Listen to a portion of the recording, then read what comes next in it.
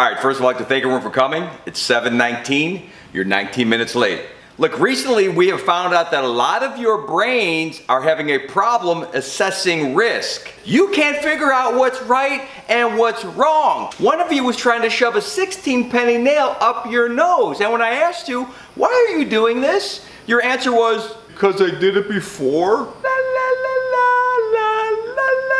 Look, I know there's no OSHA regulation that says you can't shove a 16 penny up your nose because they didn't think you were gonna do that shit. Hey boss, I saw a saw online that won't cut through a hot dog. Yes, it's called the saw stop. We do not own it. Just because it exists doesn't mean you can shove your hand into a spinning blade. I'm looking for a babe. I met a guy that fell off a roof and survived. Okay, sometimes that happens. That doesn't mean you walk up to the edge and take a chance.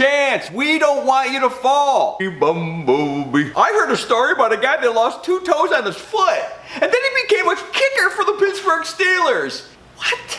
Are you talking about Rocky Bleier? Yeah, sometimes people turn tragedy into victory, but it doesn't mean you shouldn't wear steel toe boots. What happens when you put a hard hat on? Does it cloud the brain? Are you brain farting? Oh, I got a story, boss. Pick me.